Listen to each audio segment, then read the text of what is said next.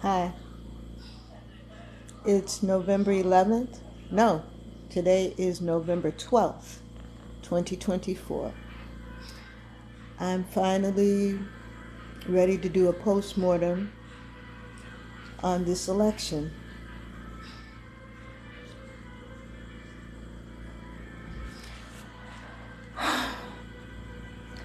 I'm going to start with the very niggling hope that there was some tampering on a massive scale somehow, and this is all a horrible fever dream, and he'll never take office. Dealing with reality, though, we will start with the Latino community. We know that Latin women voted in slight majority for Kamala Harris. Latin men voted for Trump. Two of the reasons that Latinos voted for Trump are blanqueamiento and mejorar la raza. I might be mixing up my Spanish, but blanqueamiento was a program by a lot of Latin dictators. I won't even say dictators, Latin leaders, to whiten their population. So they imported Swedes and Germans and pale Italians to lighten them up. So they got the gene pool a little bit paler, got some blue eyes in there here and there. Between that and all the schmatzis that went to Brazil and other Latin American countries, they lightened it up right nicely. Mejorar la raza means to uplift the race. And you uplift the race by bringing it closer to whiteness. As a lot of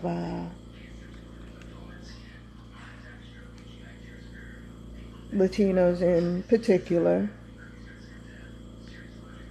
are first and second generation being able to vote, which, keep in mind, the Voting Rights Act was in 1965. I was born in 1973. My mother's generation was not able to vote as black women here in America. Back to what I was saying.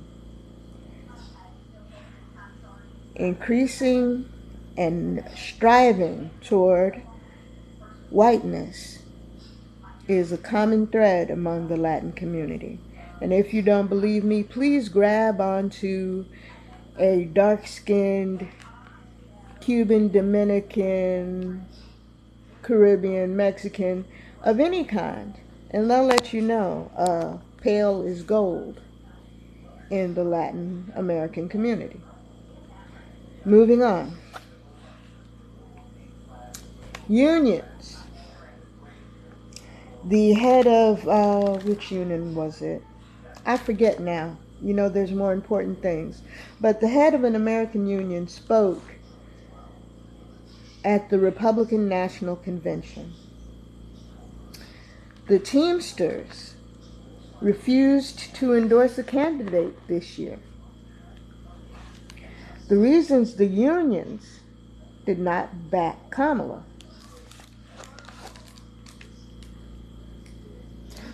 was, number one, their membership is overwhelmingly white. Their leadership is definitely overwhelmingly both white and male. And in all unions, as in most workplaces, there's a very strictly held hierarchy. So altogether, they were not going to vote for a black woman. Wasn't going to happen. We are on to the biggest culprit. Becky and Karen.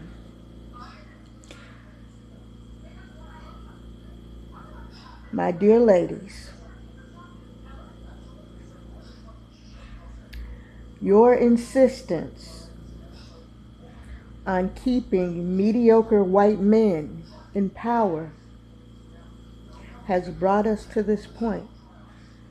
And I knew that you would get us here because you are the largest voting bloc in the country. If he had lost you people, he could never have overtaken your numbers. Bless you all. I do thank you for proving once again what I've known about you. We are here in large part because of you. Not only because of you, but it's a large part. And finally, the Latin men. I'm going to include the Native American men, if only because I think that, well, no, I'll leave you guys alone. I don't know why the hell you voted for Trump. I truly don't. Latin men. All of the above. All of the reasons that kept everybody else from voting for a black woman. Racism, misogyny. Oh, Becky and Karen, I forgot about jealousy with you guys. You guys are jealous of black women. And Kamala is educated and smart and has a law degree and a husband. A white boy at that. You B-words hated that. But again, bless you and thank you for showing us all how pivotal you have been in keeping white supremacy in place. Thank you. Okay, back to the Latin men. All of the above. Every single bit of the above. Latin men feel very, very superior to women, and there was no way they were going to vote to put a black one in charge of the country. But bless you all. You have shown us how you felt, which literally we already knew. We knew. But again, it took me a moment to get over the really bitter, grinding disappointment and outright rage because everybody's stupidity and blindness is bringing us Germany 2.0. It's going to be great for nobody.